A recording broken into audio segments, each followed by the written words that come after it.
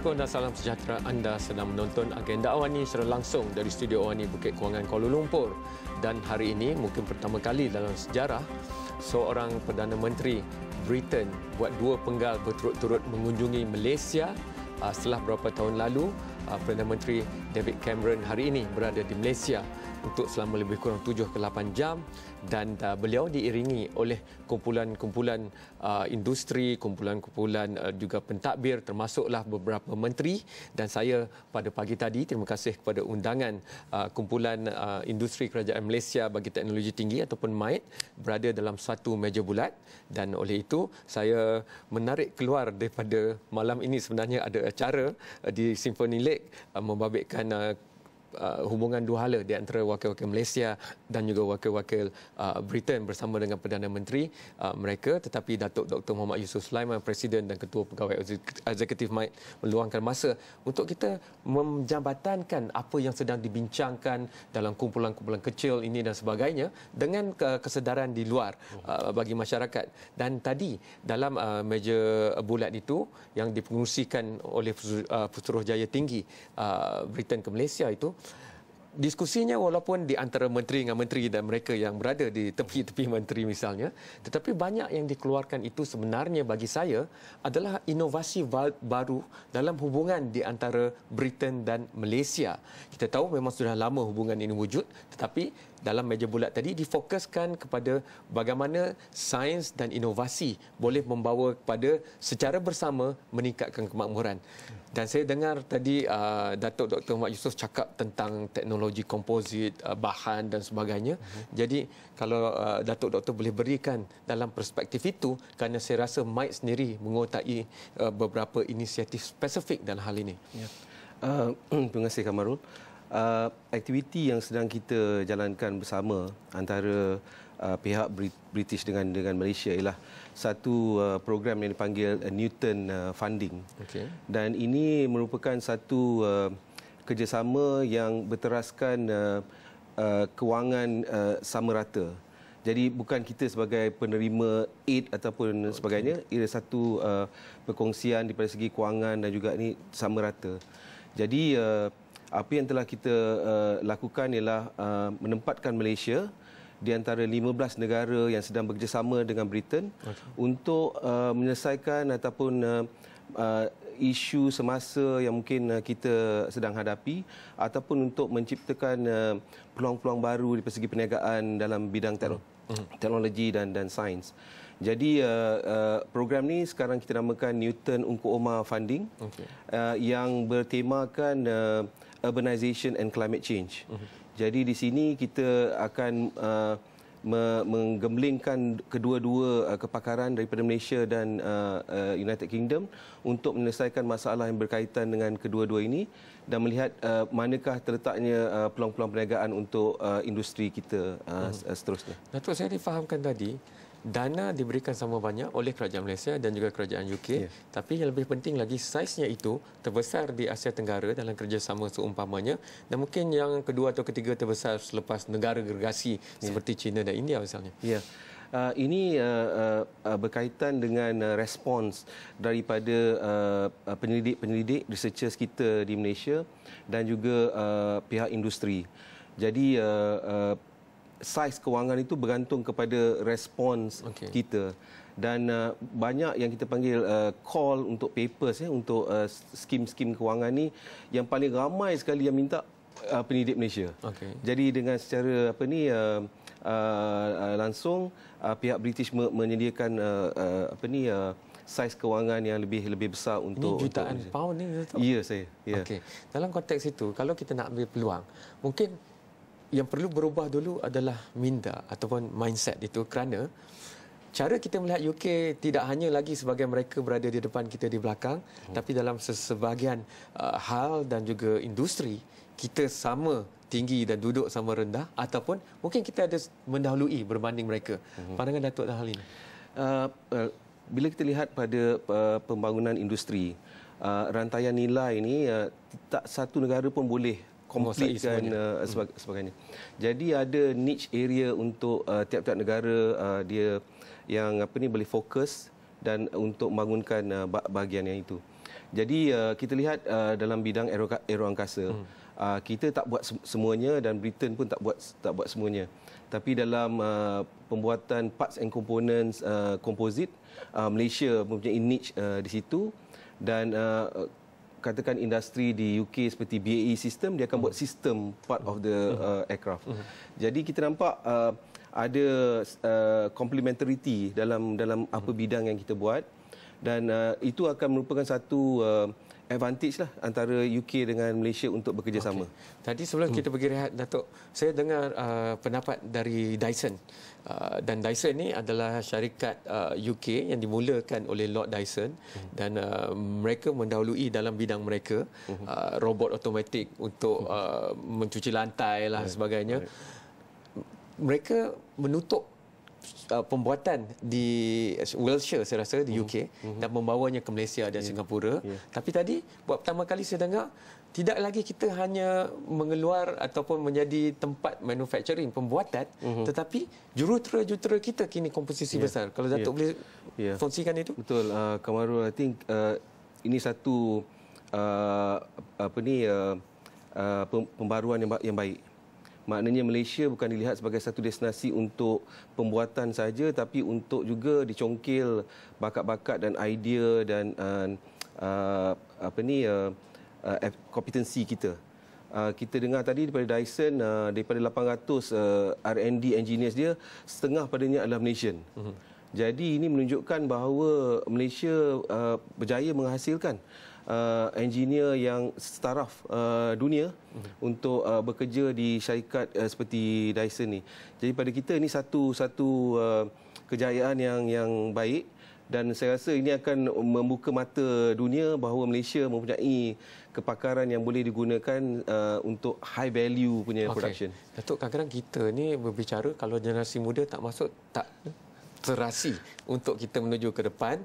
Dan lepas kita rehat, saya akan bawa masuk, kerana selepas sesi meja bulat, Menteri untuk Perniagaan atau Bisnes, Inovasi dan juga Kemahiran, iaitu Sajid Javid itu, beliau juga telah turut serta dalam Great Ideas, di mana sesi ini dibuat di kedai kopi saja, tepi Petaling Street itu, dan semuanya buang tali leher, buang kot, untuk mendengar 4 anak muda usahawan sosial yang memberikan idea ataupun pitching mereka. Dan itu kita bincangkan selepas ini, dan hubungkan juga dengan transformasi baru dalam kerjasama kita dengan UK selepas ini.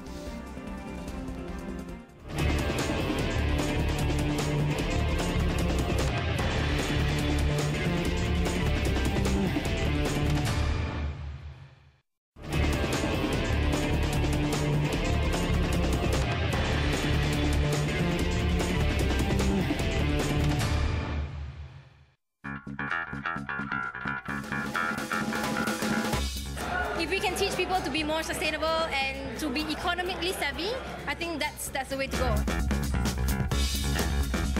Well, it's great to see so many young Malaysians so energetic about the future and with some excellent ideas.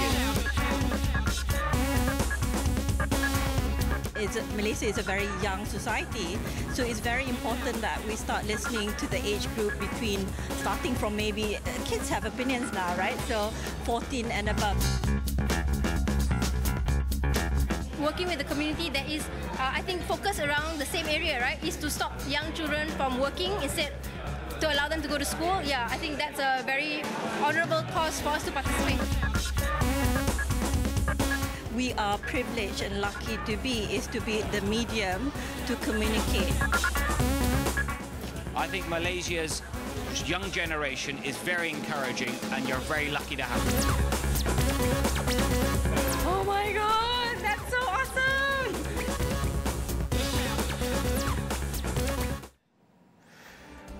Cukuplah, saya tak payah bagi pengenalan. Untuk tamu saya seterusnya, Firdaus Naisha Muhammad Faizal, Fasilitator Kelestarian Eco-Centric Transitions. Eco-Centric Transition ni dia mempromosikan kelestarian dalam kehidupan kita. Ada pelbagai isu yang mereka dekati, contohnya untuk mewawarkan lagi tentang kesedaran terhadap alam sekitar dan sebagainya. Tapi saya nak bagi peluang kepada Firdaus Naisha, kerana waktu saya muda, Firdaus Naisha, saya tak pernah ada peluang untuk meletakkan idea saya dan cuba meyakinkan tokoh-tokoh seperti seorang menteri dari UK, ketua pegawai eksekutif Astro dan sebagainya, dan saya boleh kongsikan rahsia ini kerana tak ada media lain tadi di sana. Firdaus Nasyah telah berjaya mendapatkan komitmen daripada ketua pegawai eksekutif Astro untuk bekerjasama. Ceritakan sendiri apa yang anda lontarkan idea dan apa yang anda dapat tadi. Tadi saya pitch tentang kebun makanan yang kita akan buat untuk, or we have already started doing it for children's homes and underprivileged communities. Dan program ni kita buat sebab we realise banyak orang nak buat CSR. Dia ada duit tapi dia tak ada masa dan tak cukup orang untuk cari program yang high impact, environmentally sustainable and engage dengan community. So in a way we are filling a gap. And apa yang saya pitch tadi tu purely on that, about our ability to seek out long-term, medium-term projects on edible gardens, where we teach the children or the community how to garden. And then with the corporate community, we build the project together. And we will follow up with workshops to continue the process until they are ready, which takes about 6 months. So in total, we would provide about 4 workshops. And when I shared that, I think your CEO, she was like, yes, we need to teach people long term. We cannot just do one program and leave them alone. We've got to give them that support, and we've got to model the right behavior so that even the project is sustainable economically and it continues to generate income for the population. Ceritalah apa reaksi menteri Oh my God. berita itu, kerana dia tadi juga mengatakan bahawa kalau macam ni lah remaja Malaysia, maka Malaysia mempunyai harapan yang cukup cerah. I think menteri ada 2 tak silap tadi. Seorang tu Asian Economic punya liaison, seorang lagi tu is the Menteri Business dan Inovasi. And I think when I was talking to him sebelum the pitch, dia cakap siap-siap, jangan pitch tau, cakap je. So masa dia tanya I soalan, dia tanya I pasal what made me do what I do. So I cakap, I rasa macam Malaysia banyak potential. Even with like when we work with children who only speak katalah Mandarin or Cantonese or only speak Tamil, although we don't have the bandwidth, I don't speak those languages, but different people in my team would speak that language, and my team is only 2 people, but we have like interns, volunteers, service learning participants, and they bring these extra skills that I don't have. And when I said that, he was like, wow, you guys are very dynamic, and you know that's a very sustainable economic model because you don't have everything in-house, but you leverage against other young people. And I was like, oh, never thought of that way, but okay. So that was very interesting. Firdaus Nasyah, saya akan kembali kepada anda, tapi saya nak hubungkan Datuk Dr. Mak Yusof, kerana kadang-kadang kalau orang kata apa kena-mengenanya aktivisme, keusahawanan sosial dengan teknologi tinggi dan sebagainya, tapi dalam persidangan meja bulat tadi juga ada ditanya soalan tentang idea, keupayaan untuk melontarkan idea dan buah fikiran sebagai satu ekspresi. Semua itu nanti dihubungkan dengan hakikat bahawa di UK ke di Malaysia sama, kecenderungan dan minat dan kualiti terhadap sains, teknologi, kejuruteraan dan matematik semakin menurun. Malah BAE sistem dan juga Dyson kedua-duanya mengatakan bahawa antara cabaran utama, headwind yang mereka panggil itu adalah cabaran untuk mendapatkan modal insan itu. Datuk, kalau kita boleh hubungkan, kalau anak muda kita sejak mula berfikir macam ni, mungkin itulah yang kita perlukan, kerana bukan saja kita nak lihat kumpulan kerajaan dan industri kedua negara bertemu, tetapi inilah dia bakat secara bertemu ke atas ataupun dengan rakan sebaya ataupun kepada komuniti itu sendiri. Ya, Kamarul, program Newton Ungku Umar Funding ni ada 6 skim. Okay. Satu pada skim ni lah untuk memberi peluang kepada researcher kita peringkat mana pun untuk berhubung dengan researcher di UK. Jadi jika terdapat satu program ataupun proposal yang baik, dia akan dapat tempat di fund ni. Tapi yang paling menarik tentang apa yang saya tengah buat ialah pada saya lihat untuk kita mencapai satu objektif daripada segi sustainable development ataupun greening kita punya activities dan sebagainya, kita selalu lihat tentang apa yang kita boleh buat untuk menghasilkan tenaga lah dan sebagainya. Tapi sekiranya kita ada pemikiran yang bertumpukan kepada mencari penjimatan ataupun satu mengurangkan pembaziran dan sebagainya, yang mana kita nak terapkan kepada minda anak-anak muda kita, sebenarnya banyak yang kita boleh jimatkan daripada segi kos. Tak payahlah kita nak fikir tentang menghasilkan tenaga hijau daripada matahari. Kalau kanak-kanak boleh tutup switch tu lebih cepat sikit, because kita kata 1 kilowatt save is much more easier than 1 kilowatt to produce. Okay. So it's what we are doing is very commendable, dan kita harap lebih ramai anak-anak muda akan menggunakan berbagai platform yang kita sediakan untuk menghasilkan program yang, like you said, not one off, tapi very very sustainable. Saya nak pergi rehat terakhir. Apabila saya kembali, saya nak buka kepada diskusi bebas. Tapi kedua-dua tamu saya di studio malam ini, mereka ada satu lapisan yang selari, iaitu mereka berada dalam organisasi yang pergi ke akar umbi dan cuba meningkatkan kesedaran. Saya nak tanya di mana kesedaran kita dalam kelestarian, dalam teknologi tinggi dan peranannya untuk memajukan masyarakat, termasuk kelestarian, dan apa lagi yang kita boleh buat. Kalau kita bercakap tentang inovasi, kita tak boleh buat benda yang sama. Kita sentiasa perlu fikir cara yang berbeza untuk melakukannya, dan sekarang kita ada sokongan kuat daripada berita ni. Macam mana kita nak maksimalkan, itu kita bincangkan selepas ini.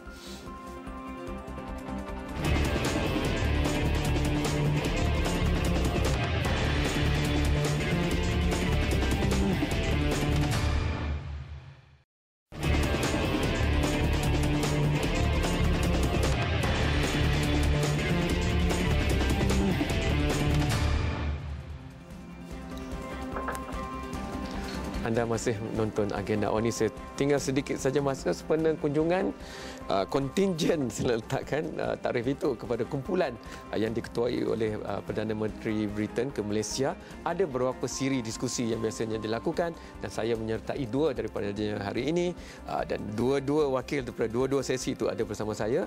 Tadi saya janji nak cakap tentang awareness ataupun kesedaran dan sebagainya. Tapi saya nak celah sikit sebelum itu. Soalan saya kepada Datuk Dr. Muhammad Yusof adalah, kenapa setiap kali saya pergi kepada kebanyakan daripada sesi-sesi hebat yang diadakan atau yang mic terbabit, satu perkara yang sama saya kerap dengar adalah masalah kekurangan bakat dan kemahiran ini. Kemana perginya bakat-bakat kita? Tadi Nisha cakap kata ramai pergi keluar dan sebagainya, tapi tak, itu bukan satu jawapan sahaja. Dan saya nak lapiskan itu. Tadi saya rasa wakil Britain ada menyatakan bahawa buatlah kerja yang betul, real work, jadilah jurutera. Jangan hanya pilih nak jadi peguam dan accountant. Datuk boleh jawab dua-dua soalan saya tu sekali? Wah, satu soalan yang susah juga nak jawab. Sebenarnya Kamarul, yang apa kita lihat ialah the fit between supply dengan demand. Apa yang kita hasilkan melalui sistem pendidikan kita dengan apa yang diperlukan di peringkat industri ataupun di alam pekerjaan. Kita lihat perubahan di sebelah kanan, di sebelah demand tu berlaku secara cepat. Dan dia memerlukan set skill yang berbeza. Kamarul mention tadi, masa zaman muda kita tak ada peluang nak buat banyak perkara. Tapi sekarang ni anak-anak muda kita ada pelbagai alat-alat teknologi, sistem multimedia, dapat information yang banyak dan sebagainya. Jadi kita lihat skill yang diperlukan untuk industri sekarang dan juga masa depan berubah. Jadi satu persoalan adalah macam mana kita nak fitkan yang supply dengan demand tu. Dan kita dapat lihat negara-negara yang mempunyai satu sistem pendidikan yang lebih terbuka, di mana anak-anak muda diajar ataupun dilatihkan critical thinking, menggunakan tangan dan sebagainya, apprenticeship dan sebagainya, lebih sesuai digemblengkan dengan industri yang baru tu. Manakala yang dihasilkan melalui sistem yang berteraskan teori pendidikan dalam kelas dan sebagainya mempunyai kesukaran untuk blend dengan keperluan yang baru ni. Saya nak ambil petik sebelum saya bagi kepada Nisha. Bila saya Google Lord Dyson, baru-baru ni tahun ini sekali ambil saja 100 jurutera untuk Dyson di Singapura. Dyson di luar UK saya rasa ada 2 tempat je yang ada pejabat mereka yang besar, iaitu Singapura dan Malaysia. 100 kali pengambilan dan baru-baru ini beliau mengumumkan dana sebanyak 1 bilion kepada R&D. Dan dalam 1 bilion tu beliau katakan mereka nak keluarkan dalam masa 4 tahun berpuluh-puluh ciptaan baru. Itu komitmen secara langsung. Jadi semua ini memerlukan orang yang keluar bila keluar dari universiti terus boleh berlari. Tapi macam mana kita nak padankan kalau keadaan semakin jadi begitu, kemahiran spesifik, keperluan spesifik. Kalau dulu kita kata kita jadi jurutera, nanti kita carilah kerja. Tapi sekarang ni boleh dipetakan kepada kerja yang spesifik sebenarnya. The rule of thumb, hasil yang keluar daripada universiti paling tinggi akan dapat serasi dengan industri 80%. Maknanya perlu ada satu lagi skim yang melatihkan graduan kita untuk sesuai dengan industri. Kita manggil sistem ni macam a bridging program. Jadi kita akan menganalisa keperluan industri dan melalui bridging program yang selalunya about 9 bulan ke 1 tahun, gemblengkan ini untuk keperluan industri. Jadi bila kita talk about foreign direct investment macam Dyson, BAE dan Spirit Aerosystem dan sebagainya, selalunya mereka mengambil masa buat 1 ke 2 tahun untuk siapkan dia punya plan ataupun dia punya facility. Jadi dalam masa itu bridging program kita boleh latih dan kita dapati Malaysians are very trainable. Nisha orang tua macam saya dan datuk muda lagi daripada saya lah. Sentiasa berfikir macam tu, tetapi mungkin anak muda menerimanya berbeza kerana bukan tentang apa yang patut saya ada, tapi apa yang saya mahu dan nak padankan. I think that daripada my perspective, personal perspective, I think it's really important, penting untuk ada strong fundamentals. I studied engineering. I think it taught me how to think. It made me very systematic. And I think sebanyak mana yang kita nak buat untuk belajar benda yang spesifik, kita kena belajar benda dasar dulu. Because daripada your fundamentals, you can innovate. Tapi kalau you belajar benda yang sangat-sangat spesifik, you learn more and more about less and less, then you want to innovate, you tak tahu macam mana benda ni boleh kait dengan benda lain. Sebab if you learn everything in silo, satu benda asing, so anak muda nak belajar semuanya sekali? Belajar semua sekali, tapi I think education lama tak apa, tapi kena relevan. Itu yang saya padankan malam ini, Datuk Doktor dengan Nisha, supaya mereka boleh meneruskan perbualan ini.